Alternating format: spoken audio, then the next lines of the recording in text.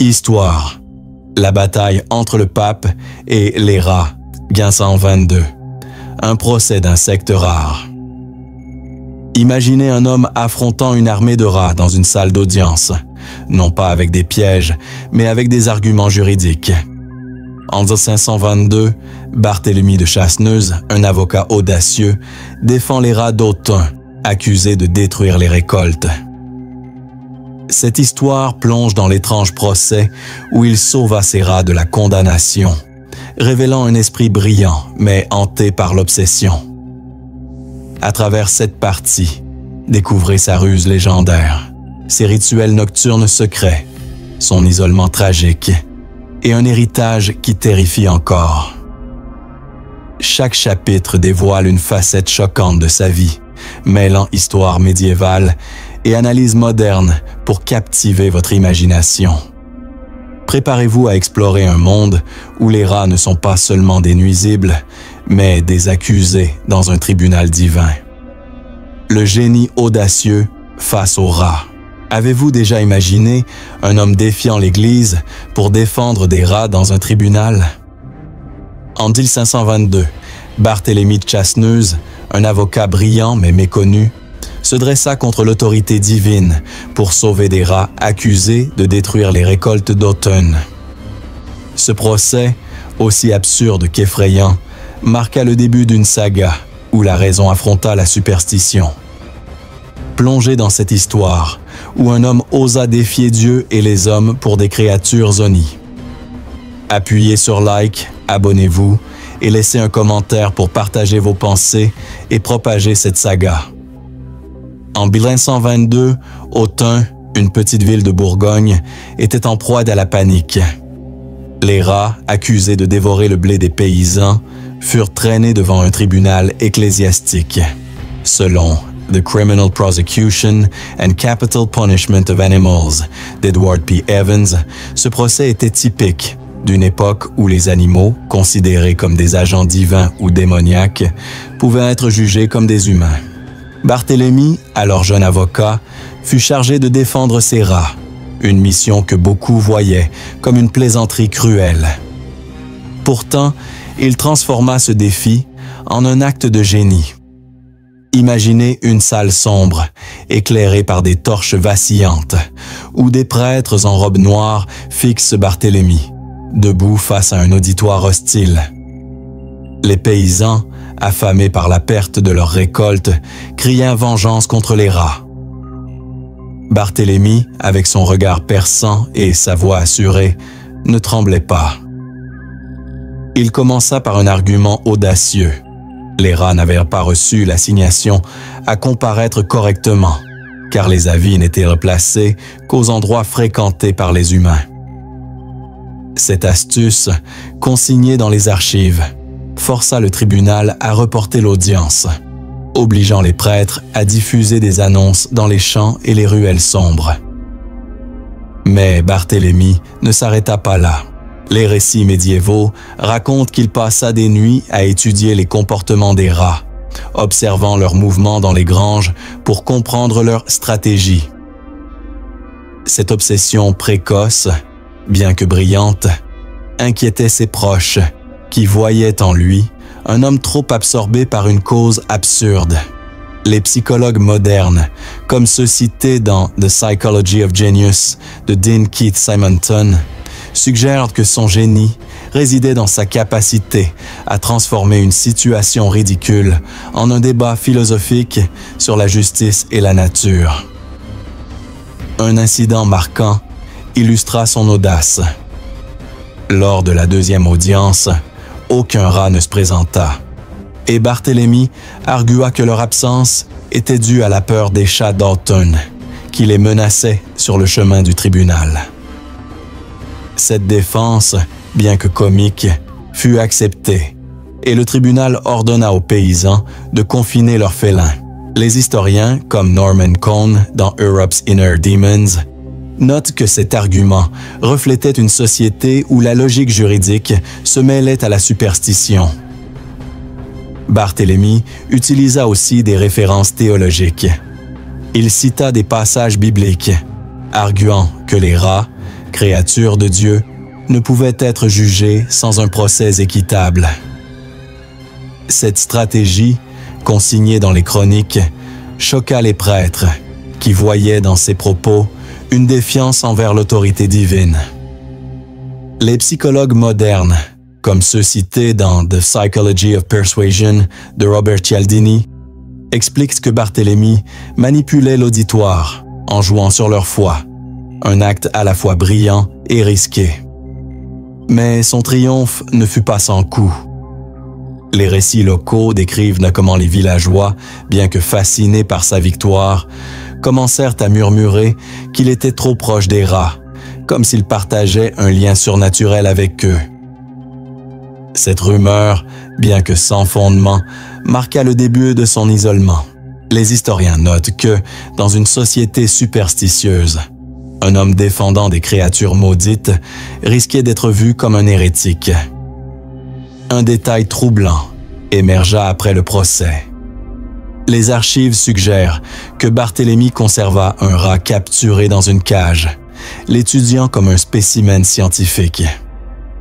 Cet acte, bien que motivé par la curiosité, alimenta les soupçons qu'il était possédé par une obsession malsaine. Les psychologues modernes, comme ceux cités dans The Obsessive Mind de David Barlow, suggèrent que cet intérêt reflétait une fixation compulsive, un signe précoce de sa descente dans la paranoïa. Barthélemy ne se contentait pas de défendre les rats en public.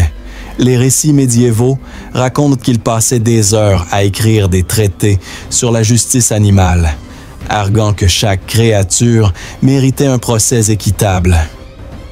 Ces écrits, bien que perdus, furent mentionnés par des clercs locaux qui les jugeaient hérétiques.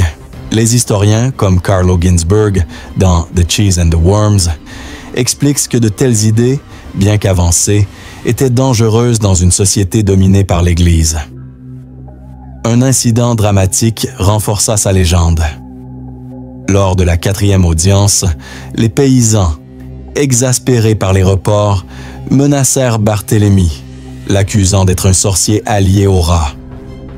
Il resta calme, déclarant que la justice devait prévaloir, même pour les créatures les plus méprisées. Cette bravoure, consignée dans une chronique, fit de lui un héros improbable, mais aussi un paria. Les psychologues modernes notent que cette confrontation reflétait une personnalité intrépide, mais aussi un mépris croissant pour l'opinion publique. Barthélemy gagna finalement le procès. Les rats furent déclarés non coupables, le tribunal ayant perdu patience. Cette victoire, bien que juridique, marqua un tournant dans sa vie. Les villageois, bien que soulagés, ne lui pardonnèrent jamais d'avoir défendu des créatures qu'ils haïssaient. Les historiens notent que cette ostracisation était courante pour ceux qui défiaient l'ordre établi. Un détail poignant concerne sa solitude croissante. Les récits décrivent Barthélemy errant seul dans les rues d'Autun, évitant les regards accusateurs. Il refusait les invitations des autres avocats, préférant la compagnie de ses livres et de ses notes sur les rats. Les psychologues modernes, comme ceux cités dans Loneliness de John Cacioppo, suggèrent que cette isolation reflétait une blessure émotionnelle, où Barthélemy se sentait rejeté par ceux qui l'avaient sauvé. Mais si son génie vous fascine, attendez de découvrir les rituels nocturnes qui transformèrent sa maison en un sanctuaire de peur. Les rituels nocturnes, effrayants de Barthélemy. Avez-vous déjà imaginé un avocat triomphant dans un tribunal, s'agenouillant dans l'obscurité pour conjurer des rats qu'il croit envoyés par des forces surnaturelles? Après avoir sauvé les rats d'Autun en 1522, Barthélemy de Chasseneuse, jadis un esprit brillant, s'abandonna à des rituels nocturnes si troublants qu'ils firent trembler ses proches. Ces pratiques, mêlant superstition et désespoir, marquèrent le début de sa descente dans une obsession terrifiante. Si son génie juridique vous a fasciné, plongez dans cette exploration de ces nuits hantées par les rats. Appuyez sur like, abonnez-vous et laissez un commentaire pour partager vos pensées et propager cette saga. Après sa victoire au tribunal, Barthélemy ne trouva pas la paix qu'il espérait. Les archives médiévales, comme celles citées par Edward P. Evans dans The Criminal Prosecution and Capital Punishment of Animals, suggèrent que l'échec des rats à disparaître des champs d'autun alimenta une peur croissante en lui. Les villageois, bien que reconnaissants pour la fin du procès, continuaient de blâmer les rats pour leur malheur. Et certains voyaient Barthélemy comme complice de ces créatures maudites. Cette pression, combinée à sa foi profonde, le poussa à chercher des moyens de purifier son âme et la ville. Visualiser une maison obscure à Autun, où Barthélemy, seul, allume des chandelles autour d'un autel improvisé, murmurant des prières pour repousser les rats. Les récits locaux, transmis par des chroniques ecclésiastiques, décrivent comment il passait des nuits à réciter des psaumes, tenant un crucifix jusqu'à ce que ses mains tremblent. Ces rituels, bien que ancrés dans la tradition chrétienne, prirent une tournure inquiétante, mêlant prières orthodoxes à des incantations personnelles. Les historiens, comme Jean Delumeau dans La peur en Occident, notent que l'époque médiévale était marquée par une peur viscérale des châtiments divins, poussant des hommes comme Barthélemy à des extrêmes. Un incident saisissant illustra l'intensité de ces rituels. Selon les archives, Barthélemy commença à répandre du sel béni autour de sa maison, croyant que cela créerait une barrière contre les rats et leurs influences démoniaques. Une nuit, un voisin, alerté par des murmures, trouva Barthélemy à genoux, entouré de cercles de sel, psalmodiant des prières avec une ferveur effrayante. Ce spectacle, consigné dans une chronique locale, fit naître des rumeurs qu'il invoquait des esprits.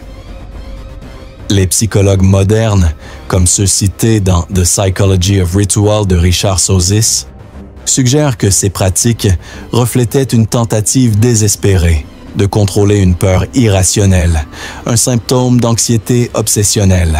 Barthélemy ne se limitait pas au sel. Les récits médiévaux racontent qu'il brûlait des herbes sacrées, comme du thym et de l'encens, dans sa maison, espérant que la fumée chasserait les rats et leurs esprits maléfiques. Ces fumées, souvent si épaisses qu'elles incommodèrent ses voisins, renforcèrent l'idée qu'il était possédé par une force obscure. Les historiens, comme Norman Cohn dans Europe's Inner Demons, expliquent que de tels rituels, bien que personnels, étaient perçus comme hérétiques dans une société où l'Église surveillait étroitement les pratiques religieuses. Un détail troublant concerne ces visions. Les archives locales rapportent que Barthélemy affirmait voir des rats dans ses rêves, des créatures aux yeux luisants qui le poursuivaient dans des champs sans fin. Il décrivit ces visions à un prêtre qui, horrifié, le mit en garde contre une possible possession. Ces rêves, probablement hallucinatoires, renforçaient sa conviction qu'il était lié au rat par un destin divin. Les psychologues modernes, comme ceux cités dans The Interpretation of Dreams de Sigmund Freud, suggèrent que ces visions reflétaient une culpabilité profonde, où Barthélemy projetait son angoisse sur les créatures qu'il avait défendues. Barthélemy impliquait parfois d'autres personnes dans ses rituels. Les récits décrivent comment il forçait ses serviteurs à participer à des veillées nocturnes, où il chantait des hymnes pour repousser les rats.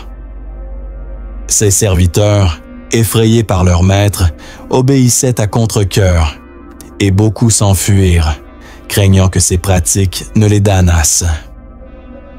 Les historiens notent que cette coercition reflétait une société où les figures d'autorité pouvaient imposer leurs croyances, même les plus excentriques. Un incident dramatique marqua un tournant. Une nuit, Barthélemy tenta un rituel audacieux. Il répandit du sang de poulet dans sa cour, croyant que cela apaiserait les rats et leur maître démoniaque. Cet acte, consigné dans une chronique, choqua le clergé local, qui le convoqua pour s'expliquer. Barthélemy, défendant son geste, déclara que le sang était une offrande à Dieu pour protéger Autun. Les psychologues modernes, comme ceux cités dans The Body Keeps the Score de Bessel van der Kolk, suggèrent que cet acte reflétait un désespoir extrême, où Barthélemy cherchait à expier une faute imaginaire. L'Église commença à s'inquiéter sérieusement. Les archives montrent que des prêtres locaux envisagèrent de dénoncer Barthélemy pour hérésie, mais son statut d'avocat respecté le protégea temporairement. Les historiens, comme Carlo Ginzburg dans The Cheese and the Worms, expliquent que l'Église tolérait parfois des pratiques excentriques, tant qu'elles ne menaçaient pas l'ordre public. Cependant, les rituels de Barthélemy devenaient de plus en plus troublants, attirant l'attention des autorités. Un autre détail poignant concerne son apparence. Les récits médiévaux décrivent Barthélemy comme un homme changé, ses yeux cernés par l'insomnie, sa voix tremblante lorsqu'il parlait des rats. Il portait des amulettes bénies, croyant qu'elles le protégeaient des créatures. Cette transformation, bien que tragique, effrayait ses proches, qui voyaient en lui un homme possédé. Les psychologues modernes notent que ses comportements reflétaient une obsession compulsive, où Barthélemy cherchait à apaiser sa peur par des objets symboliques. Barthélemy tenta de rallier les villageois à ses rituels. Les archives rapportent qu'il organisa une procession nocturne, où des paysans portèrent des chandelles et chantèrent des psaumes dans les rues. Cette procession, destinée à chasser les rats, fut un échec, les créatures continuant leur ravage. Les villageois, déçus, commencèrent à murmurer qu'il attirait les rats par ses pratiques. Les historiens expliquent que cette perte de confiance était courante dans une société où les leaders étaient jugés sur leurs résultats. Un moment émouvant illustra sa détresse. Une nuit, Barthélemy s'effondra dans une chapelle, implorant Dieu de le libérer des rats. Un prêtre, témoin de la scène, tenta de le consoler, mais Barthélemy le repoussa, criant qu'il était marqué par les créatures. Les psychologues modernes, comme ceux cités dans The Psychology of Guilt de Roy Baumeister, suggèrent que cette culpabilité reflétait une blessure morale, où Barthélemy se sentait responsable de la persistance des rats. Les rituels devinrent de plus en plus extrêmes. Les récits décrivent comment Barthélemy jeûnait pendant des jours, croyant que la privation purifierait son âme des rats. Son corps, affaibli, montrait des signes d'épuisement, mais il refusait de s'arrêter, convaincu que ces pratiques sauveraient Autun. Les historiens, comme Jean Delumeau, expliquent que de telles pratiques étaient courantes dans une société où la pénitence était vue comme un chemin vers la rédemption. Un incident troublant renforça les soupçons. Selon les archives, Barthélemy fut aperçu brûlant un rat mort sur un autel, déclarant qu'il offrait son esprit à Dieu. Cet acte, bien que symbolique, choqua les villageois, qui commencèrent à le voir comme un sorcier. Les psychologues modernes suggèrent que cette pratique reflétait une projection de sa peur sur les rats, qu'il percevait comme des agents du mal. Mais si ces rituels nocturnes vous glacent, attendez de découvrir l'obsession terrifiante qui consuma Barthélemy face aux rats. L'obsession terrifiante pour les rats.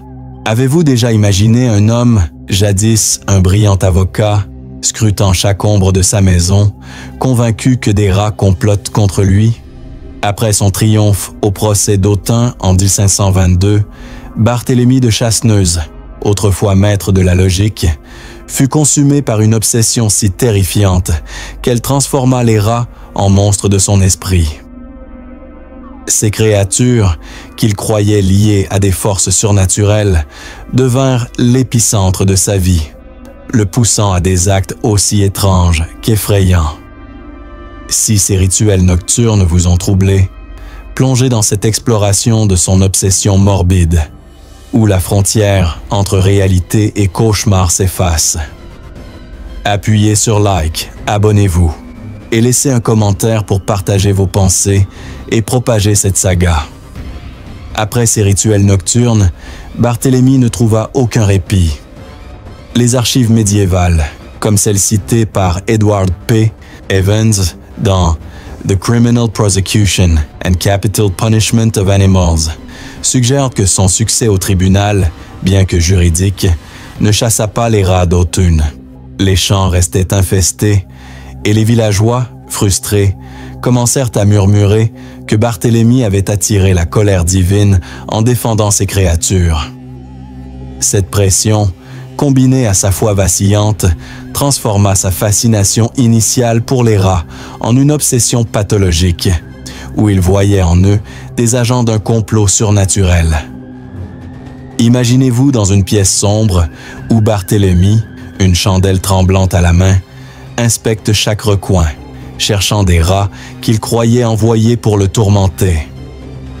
Les récits locaux, transmis par des chroniques ecclésiastiques, décrivent un homme qui collectionnait les carcasses de rats morts, les conservant dans des bocaux comme des reliques maudites. Les historiens, comme Jean Delumeau dans La peur en Occident, expliquent que cette époque était marquée par une terreur irrationnelle face aux catastrophes naturelles, amplifiant les délires d'hommes comme Barthélemy, qui voyait dans les rats une menace personnelle. Un incident saisissant illustra l'ampleur de son obsession. Selon les archives, Barthélemy captura un rat vivant et le garda dans une cage en fer, l'observant pendant des heures comme s'il cherchait à percer un secret divin. Il murmurait des prières, convaincu que l'animal était un émissaire du diable. Cet acte, consigné par un clerc local, choqua ses serviteurs, qui commencèrent à le craindre comme un homme possédé. Les psychologues modernes, comme ceux cités dans The Psychology of Obsession de David Barlow, suggèrent que cette fixation reflétait un trouble obsessionnel compulsif, où Barthélemy projetait son anxiété sur les rats, les transformant en symboles de sa peur intérieure. Barthélemy développa une phobie viscérale des rats.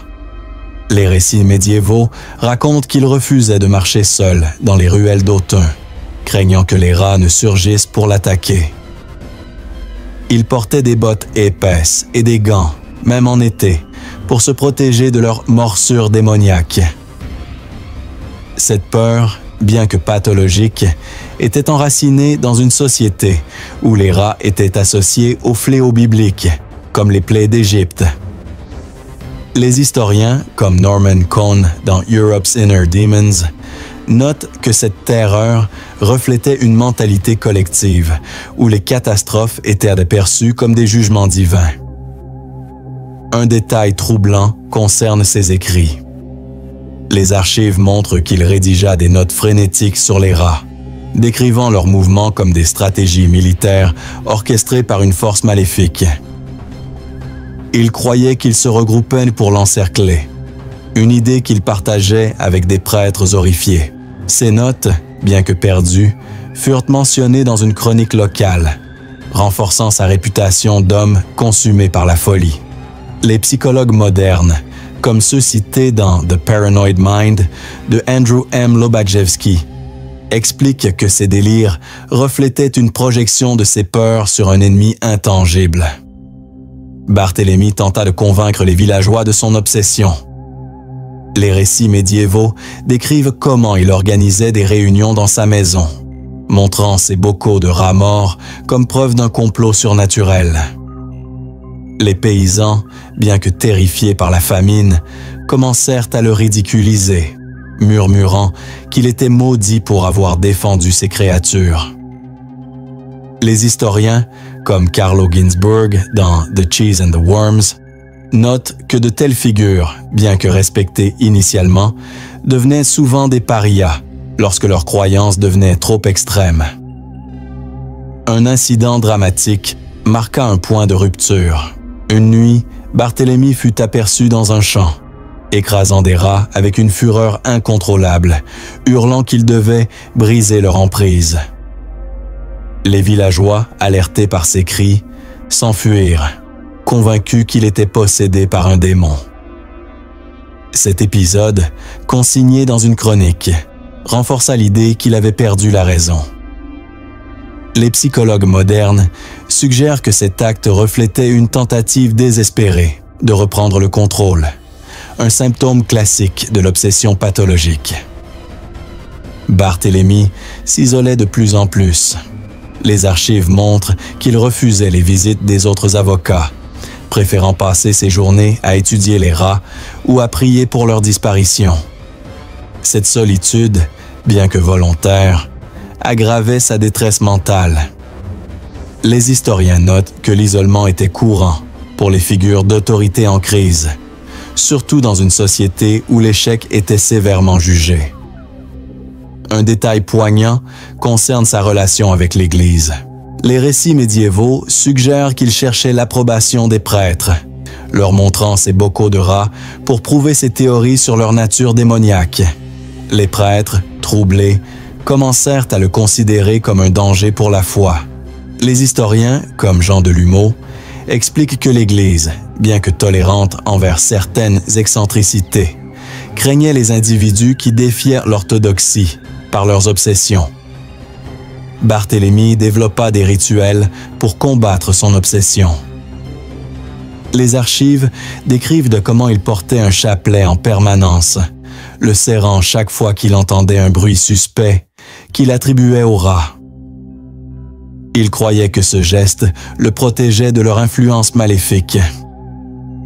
Les psychologues modernes, comme ceux cités dans The Body Keeps the Score de Bessel van der Kolk, suggèrent que ces rituels étaient une tentative de canaliser sa peur, un mécanisme de défense contre une réalité insupportable.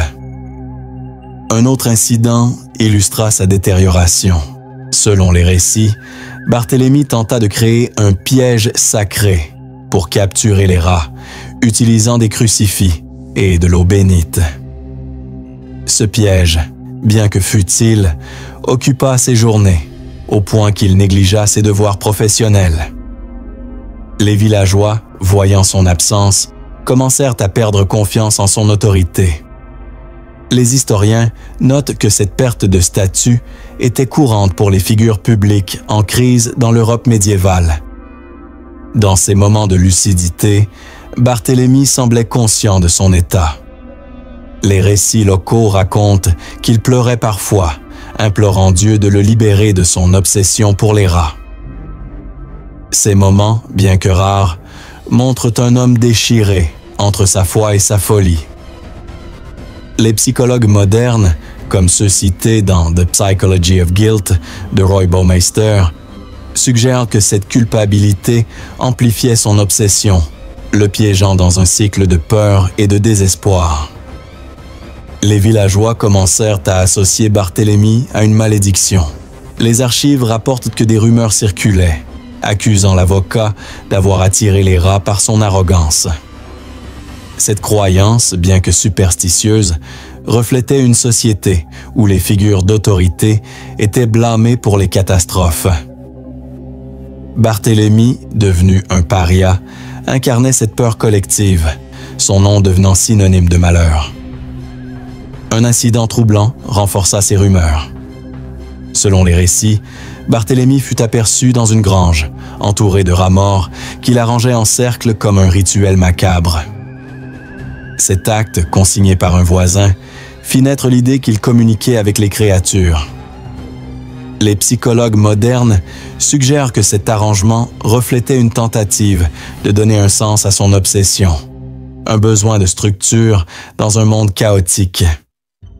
Mais si son obsession vous terrifie, attendez de découvrir la vie obscure qu'il mena après le procès. La vie obscure après le procès. Avez-vous déjà imaginé un avocat, autrefois célébré, errant comme un spectre dans les ruelles d'Autun, craint par ceux qui l'a sauvé? Après son triomphe dans le procès des rats en 1522, Barthélemy de Chasseneuse, jadis un homme respecté, s'enfonça dans une vie d'ombre et d'isolement, rejeté par une société qui voyait en lui un paria maudit. Cette période obscure, marquée par la solitude et la honte, transforma un héros improbable en une figure tragique. Si son obsession pour les rats vous a terrifié, plongez dans cette vie de désespoir où Barthélemy devint l'ombre de lui-même. Appuyez sur like, abonnez-vous et laissez un commentaire pour partager vos pensées et propager cette saga. Après son succès au tribunal, Barthélemy ne retrouva jamais la gloire qu'il avait brièvement connue. Les archives médiévales, comme celles citées par Edward Poe Evans dans The Criminal Prosecution and Capital Punishment of Animals, suggèrent qu'il fut progressivement écarté de ses fonctions juridiques, les autorités ecclésiastiques et séculières le jugeant instable à cause de ses rituels et de son obsession pour les rats. Les champs d'Autun, toujours infestés, devinrent un rappel constant de son échec à résoudre la crise, et les villageois, autrefois admiratifs, commencèrent à le craindre comme un homme lié à une malédiction. Les historiens, comme Jean Delumeau dans La peur en Occident, notent que l'époque médiévale était impitoyable envers les figures déchues, surtout celles associées à des catastrophes. Visualisez une ruelle sombre d'Autun où Barthélemy, vêtu de haillons usés, marche tête baissée, évitant les regards accusateurs des passants. Les récits locaux décrivent un homme qui vivait dans une maison délabrée, refusant l'aide de ses anciens collègues avocats. Il passait ses journées à prier ou à écrire des notes sur les rats, convaincu qu'il continuait de le poursuivre. Les psychologues modernes, comme ceux cités dans Trauma and Recovery de Judith Herman, suggèrent que Barthélemy souffrait d'un stress post-traumatique, exacerbé par l'humiliation publique et sa culpabilité d'avoir défendu des créatures haïes. Un incident poignant illustra son déclin. Selon les archives, Barthélemy fut aperçu errant près des champs dévastés, murmurant des excuses aux paysans absents, comme s'il cherchait à expier son rôle dans le procès. Les villageois, voyant cet homme brisé, évitèrent de l'approcher, craignant qu'il ne porte malheur. Cet épisode, consigné par un clerc local, montre un homme rongé par la honte, incapable de se réintégrer dans la société. Les psychologues modernes notent que cet isolement reflétait une dépression profonde, où Barthélemy se sentait rejeté par Dieu et par les hommes. Barthélemy vivait dans la pauvreté. Les récits médiévaux décrivent comment il se nourrissait de restes, refusant les aumônes par peur qu'elles ne soient empoisonnées par des ennemis imaginaires. Cette méfiance, bien que délirante, était compréhensible dans une société où les parias étaient souvent victimes de rumeurs malveillantes. Les historiens, comme Carlo Ginzburg dans The Cheese and the Worms, expliquent que les figures déchues comme Barthélemy devenaient des boucs émissaires, accusés des malheurs collectifs tels que la persistance des rats. Un autre détail troublant concerne ces rituels persistants. Les archives montrent qu'il continuait à construire de petits autels dans sa maison, faits de pierres et de branches, où il déposait des offrandes pour apaiser les rats ou leurs maîtres démoniaques. Ces autels, bien que modestes, reflétaient son incapacité à rompre avec son passé obsessionnel. Les psychologues modernes, comme ceux cités dans The Psychology of Obsession de David Barlow, suggèrent que ces actes étaient une tentative désespérée de retrouver un sens à sa vie, un moyen de donner une structure à son chaos intérieur. Barthélemy tenta parfois de renouer avec la communauté. Les récits locaux racontent qu'il laissait des parchemins près des champs, couverts de prières pour chasser les rats. Ces gestes, bien que sincères, étaient rejetés par les villageois, qui brûlaient ses écrits par peur de la malédiction. Les historiens notent que cette ostracisation était courante dans une société où les parias étaient exclus pour préserver l'ordre social. Barthélemy, autrefois respecté, devint une figure à éviter, son nom murmuré avec crainte. Un incident dramatique marqua cette période. Une nuit, Barthélemy fut attaqué par un groupe de paysans ivres, convaincus qu'il attirait les rats par sa simple présence. Selon les archives, il ne se défendit pas, acceptant les coups comme une punition divine pour son rôle dans le procès.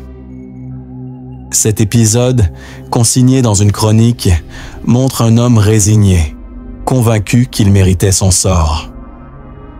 Les psychologues modernes, comme ceux cités dans Moral Injury de Jonathan Shay, suggèrent que cette passivité reflétait une blessure morale, où Barthélemy se sentait coupable d'avoir défié l'Église. Barthélemy vivait dans un monde de souvenirs. Les récits décrivent comment il parlait seul, rejouant le procès dans sa tête comme s'il pouvait changer son issue. Ces monologues, bien que déchirants, effrayaient les rares passants qui l'entendaient, renforçant sa légende d'homme maudit. Les historiens, comme Norman Cohn dans Europe's Inner Demons, notent que de telles figures devenaient souvent des légendes locales, leur humanité éclipsée par leur réputation. Un détail poignant concerne sa santé.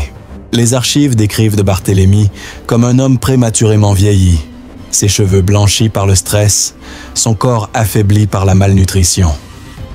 Les villageois qui l'apercevaient le comparaient à un spectre, une ombre errant dans la nuit d'automne. Les psychologues modernes, comme ceux cités dans The Psychology of Depression de Raymond de Paulo, notent que ce déclin physique reflétait une dépression sévère, où Barthélemy laissait son corps s'effondrer sous le poids de sa honte. Barthélemy n'était pas totalement seul. Les récits mentionnent un vieux prêtre nommé Pierre qui lui rendait visite occasionnellement, lui apportant du pain et des prières. Barthélemy, bien que méfiant, acceptait parfois ses gestes, écoutant les sermons du prêtre avec un mélange de désespoir et d'espoir. Ces moments, bien que rares, montrent un homme en quête de rédemption, même s'il se croyait damné pour son lien avec les rats. Les historiens notent que de telles interactions étaient rares pour les parias, mais elles révèlent une humanité persistante dans la tragédie de Barthélemy. Un autre aspect de sa vie obscure concerne ses écrits. Les archives suggèrent qu'il continuait à rédiger des traités sur les rats, bien que plus personne ne les lût. Ces textes, décrits comme incohérents par un clerc local, mélangeaient théologie et observation sur les comportements des rats, comme s'il cherchait encore à justifier sa défense d'eux. Les psychologues modernes, comme ceux cités dans The Obsessive Mind de David Barlow, suggèrent que ces écrits reflétaient une tentative de donner un sens à sa chute, un effort pour préserver son identité d'avocat. Les villageois commencèrent à raconter des histoires sur Barthélemy. Les récits locaux décrivent comment certains croyaient qu'il pouvait invoquer les rats par ses prières, une rumeur qui renforçait sa réputation de sorcier. Ces histoires, bien que sans fondement, transformèrent Barthélemy en une figure mythique, un homme dont la vie était devenue une fable d'avertissement. Les historiens, comme Jean Delumeau, expliquent que de telles légendes étaient courantes dans une société où la peur du surnaturel dominait. Un incident troublant marqua la fin de cette période.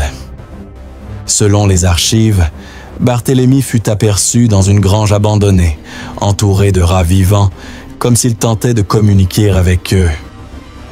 Cet épisode, consigné par un voisin, fit naître l'idée qu'il avait conclu un pacte avec les créatures. Les psychologues modernes suggèrent que cet acte reflétait une dissociation, où Barthélemy vivait dans un monde parallèle, incapable de distinguer la réalité de ses délires.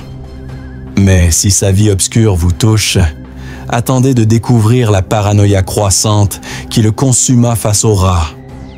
La paranoïa croissante de Barthélemy. Avez-vous déjà imaginé un homme, autrefois maître de la logique, se réveillant en sursaut, convaincu que des rats murmurent son nom dans l'obscurité? Après le procès d'Autun en 1522, Barthélemy de Chasseneuse, jadis un avocat respecté, sombra dans une paranoïa si profonde qu'elle transforma sa vie en un cauchemar éveillé. Les rats, qu'il avait défendus avec audace, devinrent des ombres menaçantes dans son esprit, des créatures qu'il croyait envoyées pour le punir. Si sa vie obscure vous a ému, plongez dans cette descente dans la folie où Barthélemy perdit tout contrôle. Appuyez sur like, abonnez-vous et laissez un commentaire pour partager vos pensées et propager cette saga. Après sa chute sociale, Barthélemy de Chasseneuse ne trouva aucun répit. Les archives médiévales, comme celles citées par Edward P. Evans dans The Criminal Prosecution and Capital Punishment of Animals, suggèrent que l'échec persistant des rats à disparaître des champs d'Autun renforça sa conviction qu'il était maudit. Les villageois, qui le blâmaient pour leur malheur, alimentèrent cette peur, murmurant qu'il avait attiré la colère divine en défendant ces créatures. Cette pression, combinée à son isolement, transforma son obsession en une paranoïa débilitante, où chaque bruit dans la nuit devenait un signe des rats. Visualisez une maison délabrée à Autun, où Barthélemy, les yeux hagards, scrute les murs, convaincu que des rats se cachent dans chaque fissure. Les récits locaux, transmis par des chroniques ecclésiastiques, décrivent un homme qui passait ses nuits à tendre l'oreille, croyant entendre leurs griffes gratter le bois. Cette hypervigilance, bien que pathologique, reflétait une société où les catastrophes étaient perçues comme des châtiments divins. Les historiens, comme Jean Delumeau dans La peur en Occident, expliquent que cette époque amplifiait les peurs irrationnelles, transformant des hommes comme Barthélemy en victimes de leurs propres croyances. Un incident troublant illustra sa paranoïa croissante. Selon les archives, Barthélemy ordonna à ses serviteurs de fouiller sa maison pour trouver des rats infiltrés, convaincu qu'il l'espionnait pour une entité maléfique. Lorsqu'un serviteur trouva un rat mort, Barthélemy l'examina avec une intensité inquiétante, déclarant qu'il portait des marques démoniaques. Cet épisode, consigné par un clerc local, choqua ceux qui l'entendirent, renforçant l'idée qu'il perdait la raison. Les psychologues modernes, comme ceux cités dans The Paranoid Mind de Andrew M. Lobachevsky, suggèrent que cette fixation reflétait un trouble paranoïaque, où Barthélemy projetait ses angoisses sur un ennemi invisible. Barthélemy commença à croire que les rats étaient guidés par une force surnaturelle. Les récits médiévaux racontent qu'il passait des heures à consulter des textes religieux, cherchant des références aux rats comme agents du diable. Il découvrit des passages dans l'Ancien Testament, comme les plaies d'Égypte, qu'il interpréta comme des preuves que les rats étaient un châtiment pour ses péchés. Les historiens, comme Norman Cohn dans Europe's Inner Demons, notent que cette époque voyait dans chaque catastrophe une intervention divine, amplifiant les délires des figures comme Barthélemy. Un détail saisissant concerne ses nuits agitées. Les archives locales rapportent qu'il installait des pièges autour de son lit, espérant capturer des rats qu'il croyait envoyés pour l'attaquer. Ces pièges, souvent vides, devinrent une obsession, et il accusait ses serviteurs de sabotage lorsqu'ils ne trouvaient rien. Les psychologues modernes, comme ceux cités dans Anxiety and its Disorders de David Barlow, expliquent que cette hypervigilance était un symptôme de paranoïa, où Barthélemy cherchait à contrôler un monde qu'il percevait comme hostile. Les villageois commencèrent à l'éviter. Les récits médiévaux décrivent comment Barthélemy, lorsqu'il sortait, portait un crucifix et murmurait des prières, scrutant le sol à la recherche de rats. Cette méfiance, bien que délirante, était compréhensible dans une société où les figures d'autorité étaient souvent blâmées pour les malheurs collectifs. Les historiens, comme Carlo Ginzburg dans The Cheese and the Worms, notent que les avocats en crise devenaient des boucs émissaires, accusés d'attirer le malheur par leurs actions. Un incident dramatique renforça sa réputation de fou. Une nuit, Barthélemy fut aperçu dans les rues d'Autun, brandissant une torche et criant que les rats l'avaient maudit. Les passants, effrayés, s'enfuirent, et l'incident fut rapporté au clergé local, qui commença à douter sérieusement de sa santé mentale. Les psychologues modernes, comme ceux cités dans The Psychology of Persecution de Richard Hofstadter, suggèrent que cet épisode reflétait un délire de persécution, où Barthélemy voyait dans chaque bruissement un complot contre lui. Barthélemy s'isolait de plus en plus. Les archives montrent qu'il refusa les visites de ses anciens collègues, les accusant de comploter avec l'Église pour le destituer. Cette méfiance, bien que délirante, était ancrée dans une réalité où les avocats étaient souvent surveillés par l'Église pour leurs idées audacieuses. Les historiens notent que cette tension entre autorité séculière et religieuse était courante, mais la paranoïa de Barthélemy l'amplifiait à l'extrême. Un détail poignant concerne sa relation avec sa famille. Les récits médiévaux suggèrent qu'il avait une sœur, Claire, qui tenta de le raisonner. Barthélemy la repoussa, convaincu qu'elle était influencée par les rats ou leurs esprits maléfiques. Cet épisode, bien que peu documenté, montre un homme déchiré, incapable de faire confiance même à ceux qui l'aimaient. Les psychologues modernes, comme ceux cités dans Moral Injury de Jonathan Shea, suggèrent que cette rupture reflétait une blessure morale, où Barthélemy se sentait coupable de son échec à protéger Autun. Barthélemy cherchait des réponses dans la religion. Les archives décrivent comment il consultait des prêtres, demandant si son procès avait offensé Dieu. Les réponses, souvent ambiguës, ne faisaient qu'alimenter sa peur. Il commença à croire que les rats étaient un test divin et que son échec à les chasser signifiait qu'il était damné. Les historiens, comme Jean Delumeau, expliquent que cette culpabilité était courante dans une société où la foi dominait chaque aspect de la vie. Un autre incident illustra sa descente dans la folie. Selon les récits, Barthélemy ordonna la destruction d'une grange infestée de rats, croyant que le feu purifierait la terre. Cette décision, bien que désespérée, détruisit des provisions précieuses, aggravant la famine locale. Les villageois, furieux, commencèrent à le voir comme un fléau, renforçant son sentiment d'isolement. Les psychologues modernes notent que cette action reflétait un besoin de contrôle, où Barthélemy cherchait à prouver sa foi par des actes extrêmes. Dans ces moments de lucidité, Barthélemy pleurait sa chute. Les récits locaux racontent qu'il priait seul dans une chapelle, implorant le pardon divin pour avoir défendu les rats. Ces moments, bien que rares, montrent un homme conscient de sa dérive, mais incapable de s'en libérer. Les psychologues modernes, comme ceux cités dans The Psychology of Guilt de Roy Baumeister, suggèrent que cette culpabilité amplifiait sa paranoïa, le poussant à voir des menaces partout. Les villageois commencèrent à associer Barthélemy à une malédiction. Les archives rapportent que des rumeurs circulaient, accusant l'avocat d'avoir attiré les rats par son orgueil. Cette croyance, bien que superstitieuse, reflétait une société où les figures d'autorité étaient blâmées pour les catastrophes. Barthélemy, devenu un paria, incarnait cette peur collective, son nom devenant synonyme de malheur. Un incident troublant renforça ces rumeurs. Selon les récits, Barthélemy fut aperçu dans un champ, tenant un rat mort comme s'il l'interrogeait.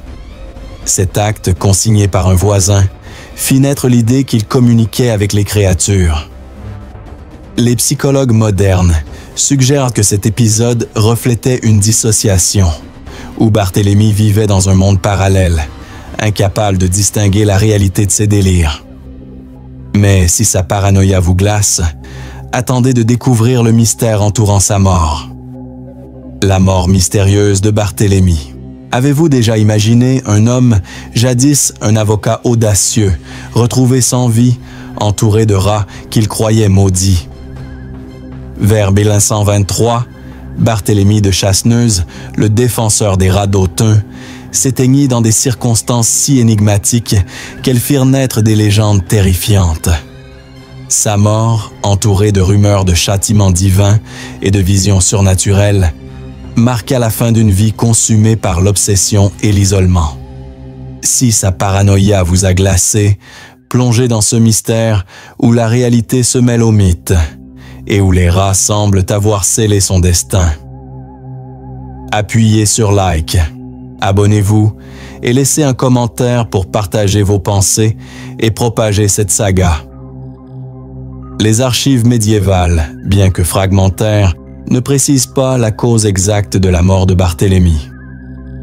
Les récits locaux, transmis par des chroniques ecclésiastiques, suggèrent qu'il mourut seul dans sa maison délabrée, entouré de ses autels improvisés et de parchemins inachevés. Certains croyaient qu'il succomba à une maladie, aggravée par des années de malnutrition et de stress. D'autres murmuraient que les rats qu'il avait défendus s'étaient vengés, le poursuivant jusqu'à son dernier souffle. Les historiens, comme Edward P. Evans dans The Criminal Prosecution and Capital Punishment of Animals, notent que les morts mystérieuses des figures controversées étaient souvent romancées, transformant des tragédies humaines en récits de punition divine. Imaginez une maison en ruine à Autun, où Barthélemy, affaibli et tremblant, s'agenouille près d'un autel, un chapelet serré dans ses mains. Les récits décrivent son corps retrouvé par un voisin, allongé sur le sol, entouré de rats morts, comme si les créatures avaient orchestré une ultime confrontation. Cette image, bien que dramatique, renforça la légende d'un homme lié aux rats jusqu'à sa fin. Les psychologues modernes, comme ceux cités dans The Psychology of Death de Robert Kastenbaum, suggèrent que Barthélemy cherchait peut-être une mort symbolique, une réconciliation avec les créatures qu'il avait défendues. Un incident troublant précéda sa mort. Selon les archives, Barthélemy fut vu errant dans les champs, hurlant des prières pour repousser les rats. Les villageois, alertés par ses cris, crurent qu'il invoquait une nouvelle malédiction. Cet épisode, consigné par un clerc, montre un homme en proie à des délires, convaincu que sa fin était proche. Les psychologues modernes, comme ceux cités dans The Paranoid Mind de Andrew M. Lobazewski, notent que ces comportements reflétaient une dissociation, où Barthélemy vivait dans un monde détaché de la réalité, hanté par les rats. Les récits divergent sur les circonstances de sa mort. Une version affirme qu'il mourut d'épuisement, son corps incapable de supporter des années de privation et de stress mental. Une autre, plus sinistre, raconte qu'il fut retrouvé couvert de rats vivants, comme s'il l'avait étouffé dans un acte de vengeance surnaturelle. Cette dernière version, probablement romancée, renforça l'idée que Barthélemy était lié à une malédiction.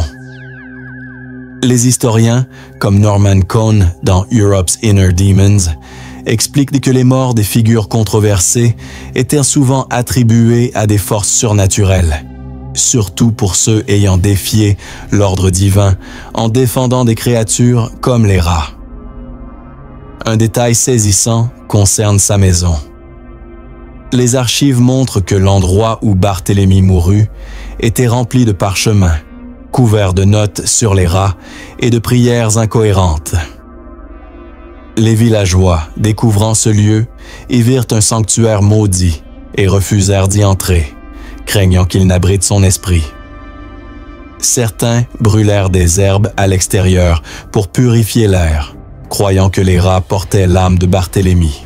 Les psychologues modernes, comme ceux cités dans The Body Keeps the Score de Basil van der Kolk, suggèrent que ces écrits étaient une dernière tentative de Barthélemy pour trouver la paix, un effort désespéré pour se réconcilier avec Dieu. Barthélemy n'était pas totalement oublié avant sa mort. Les récits mentionnent qu'un jeune clerc, nommé Étienne, tenta de lui rendre visite, espérant comprendre ses motivations. Barthélemy, trop faible, murmura seulement que « les rats savent tout ». Cet échange, bien que bref, montre un homme résigné, convaincu que sa vie était liée à ces créatures. Les historiens, comme Carlo Ginzburg dans The Cheese and the Worms, notent que de telles figures attiraient encore la curiosité, même dans leur déchéance, en raison de leur passé audacieux. Un autre mystère entoure son corps. Les récits suggèrent qu'il fut retrouvé avec des marques étranges sur la peau, comme des griffures ou des morsures. Certains villageois crurent qu'il s'était infligé ces marques dans un dernier rituel pour apaiser les rats, tandis que d'autres pensaient à une attaque surnaturelle orchestrée par les créatures. Les psychologues modernes, comme ceux cités dans Trauma and Recovery de Judith Herman, suggèrent que ces marques pouvaient refléter une automutilation, un moyen d'exprimer sa douleur intérieure face à son lien perçu avec les rats. La mort de Barthélemy marqua profondément la communauté. Les récits décrivent comment les villageois refusèrent d'enterrer son corps dans le cimetière consacré, le laissant dans sa maison par peur de propager une malédiction. Cette décision, bien que cruelle, reflétait une société où les parias étaient exclus, même dans la mort. Les historiens, comme Jean Delumeau dans La peur en Occident, notent que de telles pratiques étaient courantes pour ceux perçus comme maudits, surtout ceux associés à des créatures comme les rats. Un incident troublant suivit sa mort. Les archives rapportent que, quelques jours après, des villageois entendirent des bruits de griffes près de sa maison, comme si les rats pleuraient leur protecteur. Cet événement, bien que probablement naturel, renforça la légende que l'esprit de Barthélemy rôdait encore, lié aux créatures qu'il avait défendues. Les psychologues modernes, comme ceux cités dans The Psychology of Superstition de Stuart Vyse, suggèrent que ces récits reflétaient une hystérie collective, où la peur des rats transformait Barthélemy en une figure surnaturelle. Un autre détail poignant concerne les objets laissés derrière lui.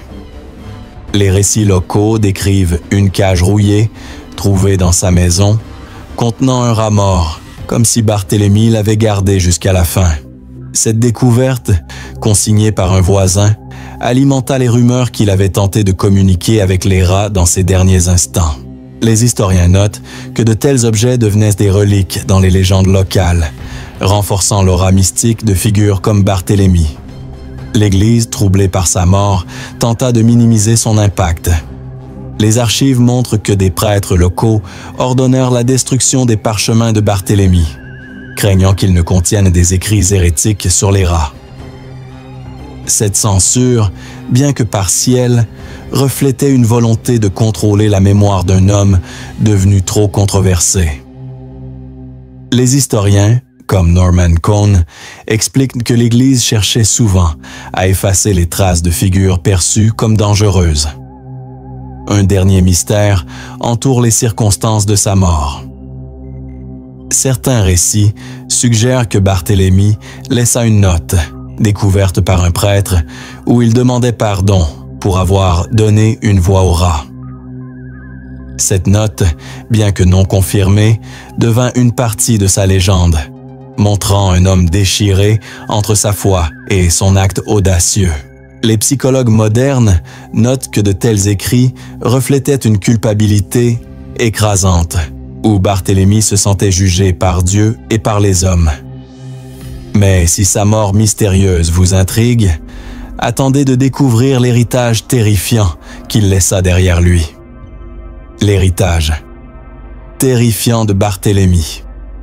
La mort de Barthélemy de Chasseneuse, vers 1523, ne mit pas fin à son histoire. Au contraire, elle donna naissance à un héritage si terrifiant qu'il hanta les récits d'Autun, où son nom évoquait des chants maudits et des bruits de griffes dans la nuit. Barthélemy, l'avocat qui défat l'Église pour sauver des rats, devint une figure mythique, un symbole de la lutte entre raison et fanatisme, mais aussi de la peur humaine face à l'inconnu.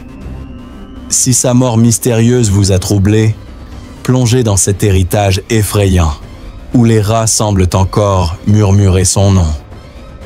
Appuyez sur like, abonnez-vous et laissez un commentaire pour partager ce qui vous a choqué le plus. La mort de Barthélemy ne dissipa pas la peur qu'il inspirait. Les récits médiévaux, comme ceux cités par Edward P. Evans dans The Criminal Prosecution and Capital Punishment of Animals, décrivent un homme transformé en monstre dans l'imaginaire collectif. Les villageois racontaient que son esprit rôdait dans les champs, prenant la forme d'un nuage de rats qui dévastait les récoltes. Ces histoires, bien que superstitieuses, reflétaient une société terrifiée par les catastrophes naturelles, où les rats incarnaient le châtiment divin. Les historiens, comme Jean Delumeau dans La peur en Occident, notent que Barthélemy devint un symbole de la tension entre audace intellectuelle et superstition, une figure utilisée pour avertir contre l'orgueil. Imaginez-vous dans un village d'Autun, des années après sa mort, où les anciens, autour d'un feu, racontent des histoires de bruit de griffes, près de l'ancienne maison de Barthélemy. Les récits locaux décrivent comment les paysans évitaient cet endroit, convaincus qu'il était maudit par les rats qu'il avait défendus. Les historiens, comme Norman Cohn dans Europe's Inner Demons, expliquent que de tels lieux devenaient des sanctuaires de peur, où les légendes amplifièrent la réputation des figures controversées comme Barthélemy. Un détail choquant émergea après sa mort. Les archives mentionnent qu'un prêtre découvrit un parchemin dans sa maison, couvert de notes sur les rats et de prières incohérentes, comme s'il avait tenté d'invoquer ou d'apaiser les créatures. Ce texte, bien que probablement apocryphe, fut interprété comme une preuve qu'il avait conclu un pacte avec des forces obscures. Les villageois, terrifiés, brûlèrent le parchemin, craignant qu'il ne porte une malédiction. Les psychologues modernes, comme ceux cités dans The Psychology of Superstition de Stuart Vyse, suggèrent que ces récits reflétaient une hystérie collective, où la peur des rats transformait Barthélemy en une figure surnaturelle. L'héritage de Barthélemy influença la culture locale. Les récits montrent que son histoire inspira des chansons et des contes, où il était dépeint comme un avocat maudit, errant parmi les rats dans un purgatoire terrestre.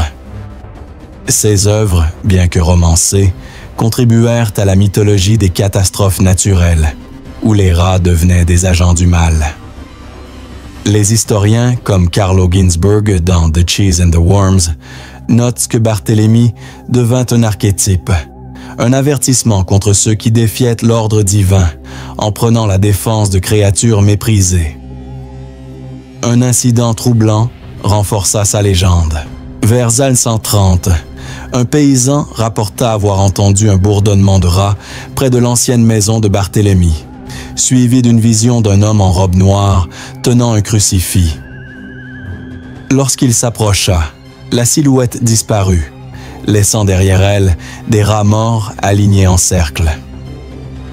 Cet épisode, consigné dans une chronique, fut interprété comme une manifestation de l'esprit de Barthélemy. Les psychologues modernes, comme ceux cités dans The Psychology of Belief de Jesse Bering, suggèrent que ces visions étaient des projections de la peur collective, amplifiées par la réputation de Barthélemy comme protecteur des rats. L'héritage de Barthélemy eut un impact sur la justice locale. Les récits suggèrent que son procès des rats inspira des débats parmi les juristes et les prêtres, certains plaidant pour une réforme des procès contre les animaux, jugés absurdes. Bien que limités, Cette influence reflétait une société en transition, où la superstition cédait lentement face à la raison. Les historiens, comme Edward P. Evans, notent que Barthélemy, malgré sa chute, contribua involontairement à questionner les pratiques judiciaires médiévales, faisant de lui une figure paradoxale, un héros maudit. Un autre aspect de son héritage était écologique. Les récits locaux rapportent que, après sa mort, les invasions de rats diminuèrent dans la région, comme si son départ avait apaisé une force surnaturelle. Cette croyance, bien que superstitieuse, renforça l'idée que Barthélemy était lié aux rats par un lien mystique. Les historiens expliquent que ces fluctuations étaient probablement naturelles, mais pour les villageois, elles étaient une preuve de sa malédiction. Cette perception transforma Barthélemy en une figure légendaire, dont l'histoire était racontée pour effrayer les enfants désobéissants. Barthélemy inspira également des rituels locaux. Les récits décrivent comment certains paysans, fascinés par sa légende, déposaient des offrandes dans les champs pour éviter les rats, croyant que l'esprit de Barthélemy pouvait les contrôler. Ces pratiques, bien que marginales, alarmèrent l'Église, qui les voyait comme un écho de la folie de Barthélemy.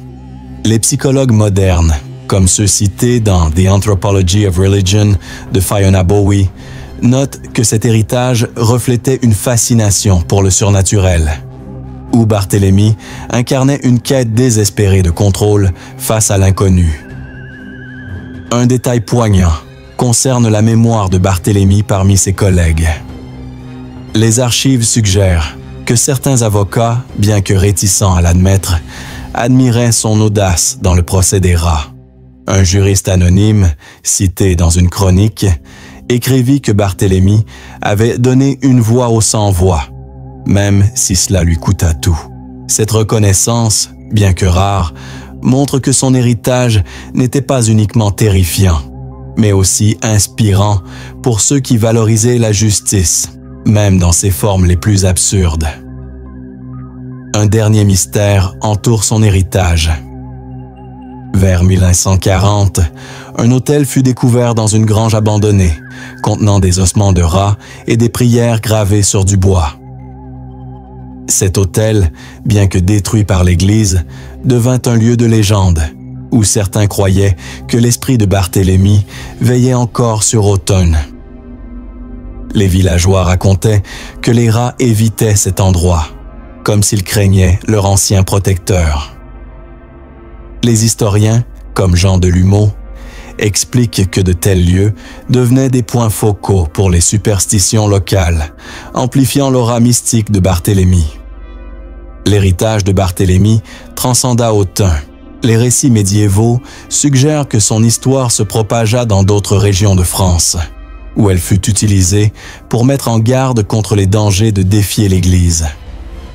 Dans certaines villes, son nom devint synonyme de folie, tandis que dans d'autres, il était vu comme un martyr de la raison. Les psychologues modernes notent que cette dualité reflétait une société divisée entre foi et scepticisme, où Barthélemy incarnait les deux extrêmes. Un autre aspect de son héritage concerne la littérature. Les récits locaux racontent que des poètes composèrent des ballades sur Barthélemy, décrivant un homme déchiré entre son génie et sa damnation.